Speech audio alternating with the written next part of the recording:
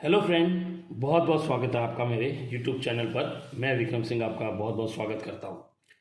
आज एक बार फिर हम इस वीडियो में लेकर आए हैं आपके लिए इन्वर्टर एसी की आउटडोर पीसीबी के बारे में। एक ऐसी जानकारी जो आपके लिए बहुत इम्पोर्टेंट होती है। और आपके लिए ये जानकारी क्यों इम्पोर्टेंट है, क्योंकि जो भी इंजीनियर या जो पीसीबी रिपेयरिंग करते हैं या पीसीबी रिपेयरिंग सीखना चाहते हैं, उनको आउटडोर पीसीबी के बारे में कितनी जानकारी है या कितनी होनी चाहिए वो मैं आपको इस वीडियो में बताऊंगा। और आपको ये भी बताऊंगा कि एक आउटडोर इन्वर्टर पीसीबी में कितने प्रकार की जो आईसी होती है वो लगी होती है, और कौन सा आईसी कहाँ लगा होता है इसके बारे में भी जानकारी दूंगा। और जो इस वीडियो का मेन टॉपिक है वो है आउटडोर पीसीबी में कंपैरेटर आईसी का उपयोग क्यों लिया जाता है, और ये कहाँ कहाँ लगी होती है, और ये दिखने में कैसे होती है, ये कितने पिन की आती है और कितने टाइप की आती है, वो सब इस वीडियो में हम जानेंगे। और हम शुरू करें इससे पहले, अगर अभी तक आपने हमारा चैनल सब्सक्राइब नहीं किया है तो प्लीज़ सब्सक्राइब कर लीजिए। वीडियो अंत में पसंद आए तो लाइक ज़रूर कीजिएगा, शेयर कीजिएगा और कमेंट करके ये बताइएगा कि आपको नेक्स्ट वीडियो किस टॉपिक पर चाहिए। तो फ्रेंड, शुरू करते हैं। सबसे पहले इस पीसीबी में, ये हमारे पास जो पीसीबी यहाँ है, आप देख सकते हैं इस पीसीबी को। ये एक डाइकन के इन्वर्टर एसी की आउटडोर पीसीबी है, जो कि 1 टन और 1.5 टन में यूज़ की जाती है। ये डाइकन की पीसीबी है। पहले मैं इस पीसीबी के बारे में एक थोड़ी जानकारी दे देता हूँ, क्योंकि मैं इसके ऊपर एक बहुत ही डीपली वीडियो बनाने जा रहा हूँ जो आपको बहुत जल्दी मिलेगा। इस पीसीबी की प्रॉपर कार्य, जो वर्किंग का जो प्रोसेस है, उसके ऊपर वीडियो बनाऊंगा। थोड़ा सा मैं आपको ऊपर से बता देता हूँ इसका मेन। ये इसका नॉइज़ फिल्टर सेक्शन है, जिसे हम ईएमआई सेक्शन कहते हैं, इलेक्ट्रोमैग्नेटिक इंटरफेरेंस। यहाँ इसकी एक पावर रिले लगी है। ये पावर रिले तभी ऑन होती है जब हमारे कम्युनिकेशन वायर में, ये कम्युनिकेशन वायर है यहाँ पे रेड वाला, इस कम्युनिकेशन वायर में जब तक इंडोर से वोल्टेज नहीं आते, वो वोल्टेज यहाँ से पास होते हुए फ्यूज के थ्रू यहाँ से एक डायोड के होते हुए इस कैपेसिटर पे आते हैं। ये कैपेसिटर जब चार्ज होता है तब ये इसका एसएमपीएस ऑन होता है, और एसएमपीएस ऑन होने के बाद रिटर्न में जब इसका एमसीयू सप्लाई पहुँच जाती है हमारी माइक्रो कंट्रोलर पे, तब माइक्रो कंट्रोलर इस पावर रिले को ऑन करता है।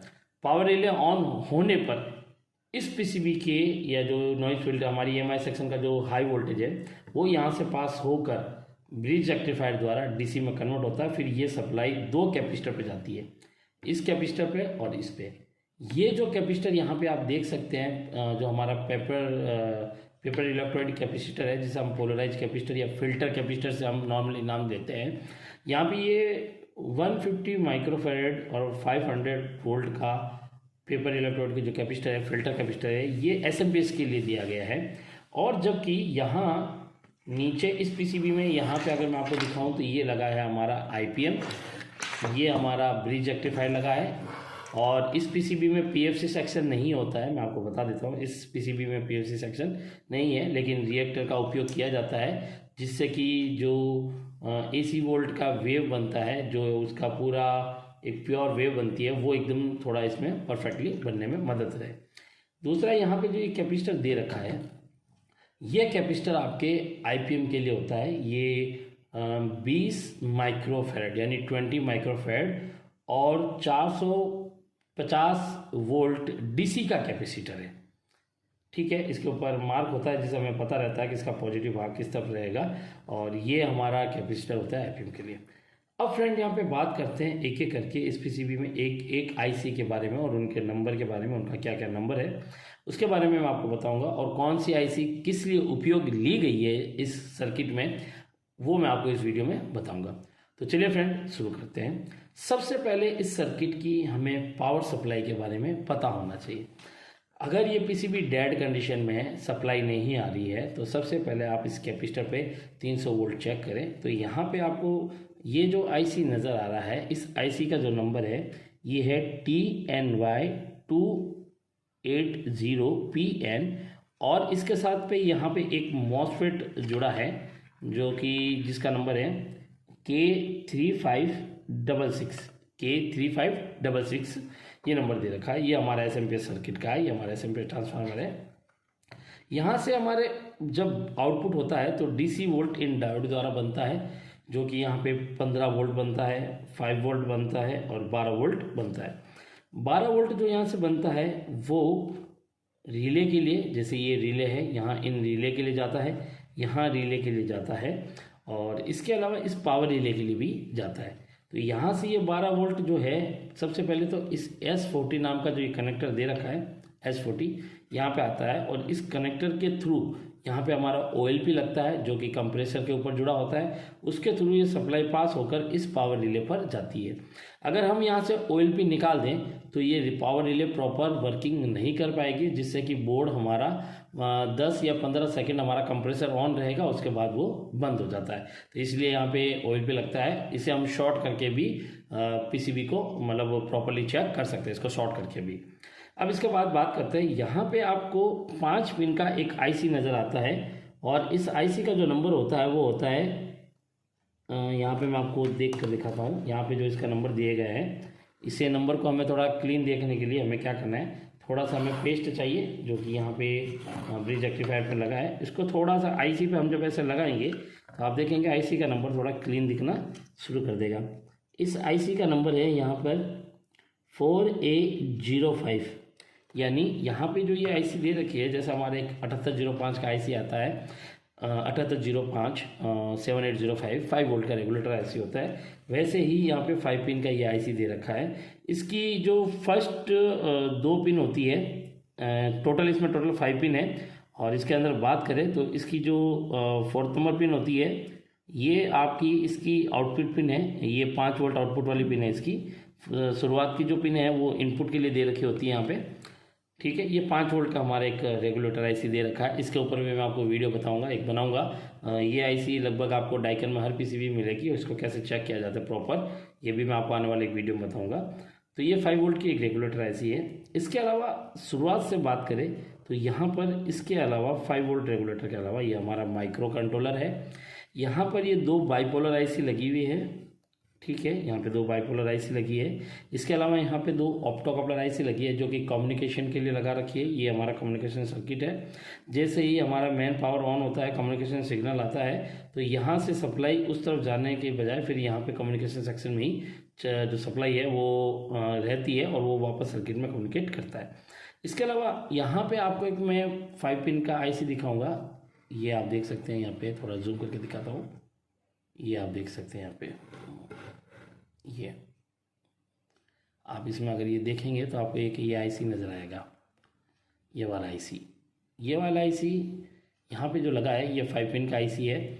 ये एक वोल्टेज डिटेक्टर IC है, ठीक है। ये जो IC लगा है ये वोल्टेज डिटेक्टर IC है और इसका ये 1 2 3 पिन ये ग्राउंड में होता है।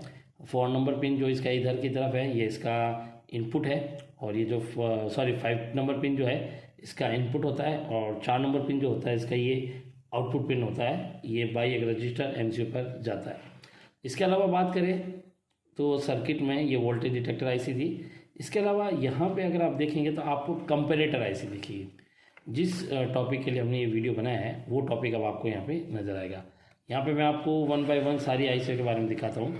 आपको बड़ा आसानी से पता चलेगा कि कंपेरेटर IC कौन कौन सी होती है। देखिए यहाँ पे कंपेरेटर IC का जैसे उपयोग किया गया है ये आपको दिखाई दे रहा है। एक ये कंपेरेटर है, यहाँ पे जो लगा है ये कंपेरेटर है और यहाँ पे जो ये लगा है ये कंपेरेटर। ये 3 कंपेरेटर यहाँ पे यूज़ किए गए हैं। जैसा कि ज़्यादातर कंपेरेटर जो होती है 2302 के नंबर की होती है, जो ऐसे दिखने वाली होती है 2302 ये उसी के नंबर की है लगभग। और एक यहाँ पे जो लगा रखी है ये हमारी एक अलग नंबर की आती है। जैसे ऐसी दिखने वाली IC वैसे तो LM321 होती है, लेकिन इसमें एक और नंबर की भी आती है। तो अलग अलग नंबरों की यहाँ पर ये IC आती है। यहाँ पे इस IC का मैं अगर नंबर आपको दिखाऊं तो यहाँ पर इसका जो नंबर है ये थोड़ा क्लियर नहीं दिख रहा है क्योंकि थोड़ा जूम करना पड़ेगा ज़्यादा, ये साफ नहीं दिख रही है। लेकिन इसका जो नंबर है वो हम निकाल सकते हैं।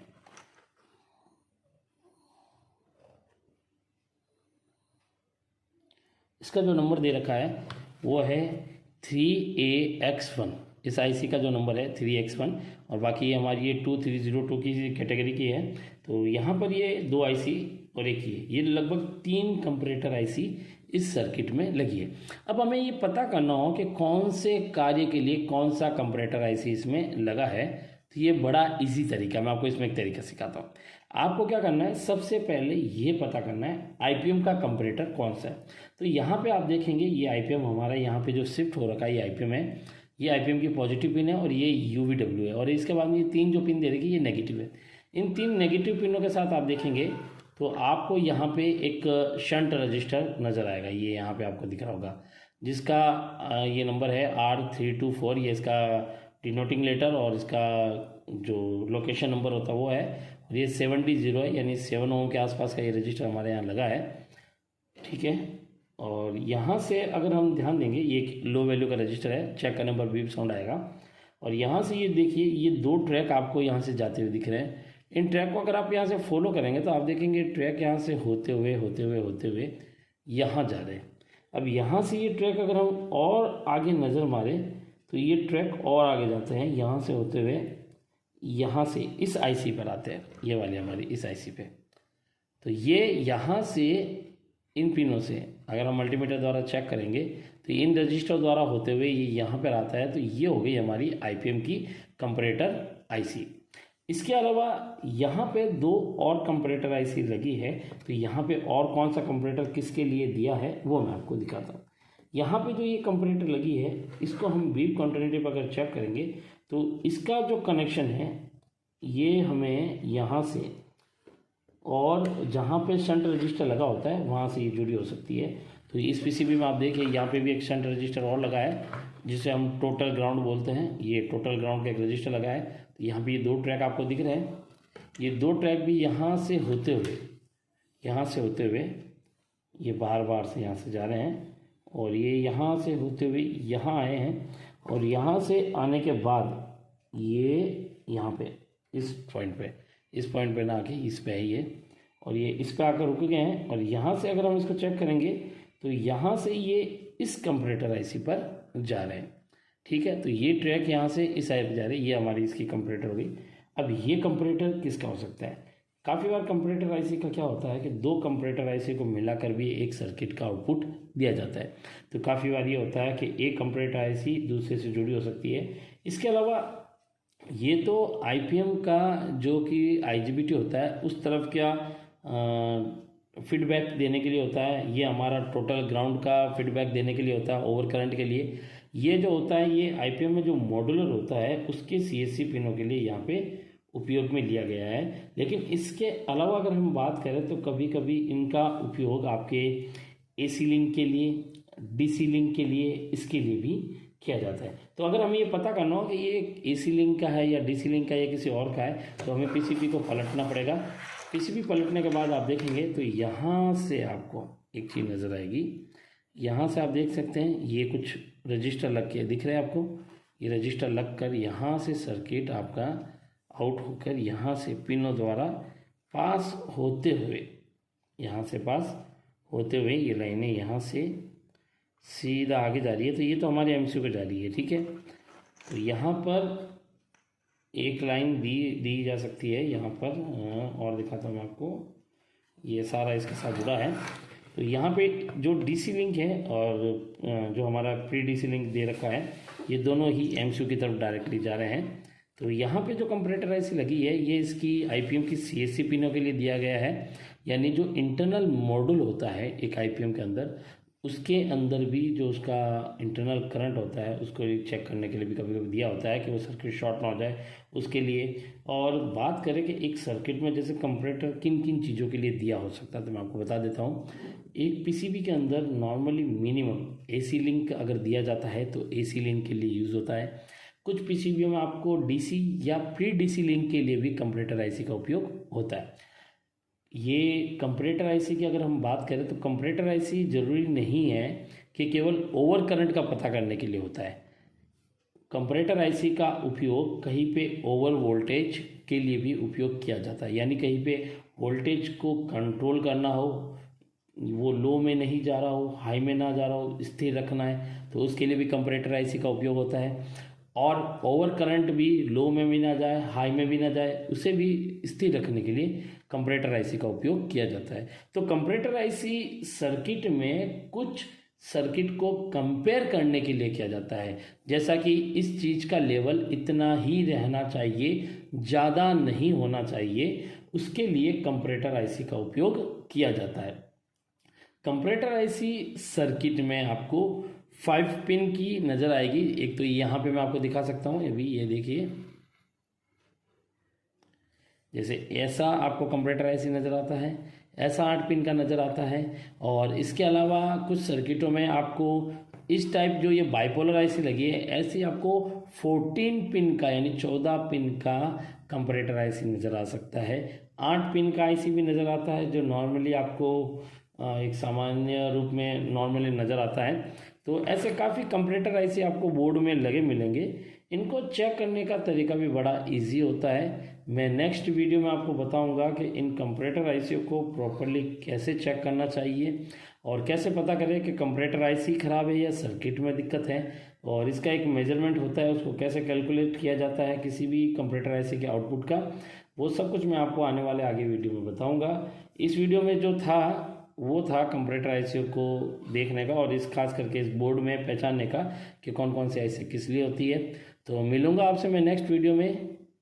अभी के लिए धन्यवाद, थैंक यू। मिलता हूँ आपसे नेक्स्ट वीडियो में और एक नए टॉपिक के साथ, और कंपरेटर आईसी पे प्रॉपर एक वीडियो बनाते हुए कंपरेटर आईसी को कैसे चेक करना चाहिए, कैसे उसका इनपुट जो कैलकुलेशन है वो करना चाहिए, जिसके तहत उसके आउटपुट वोल्टेज का परफेक्टली हमें पता चल सके।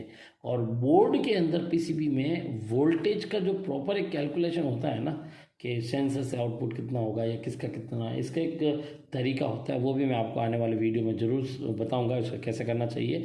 तो इस वीडियो में इतना ही फ्रेंड, मिलता हूँ आपसे नेक्स्ट वीडियो में। अभी के लिए धन्यवाद, थैंक यू।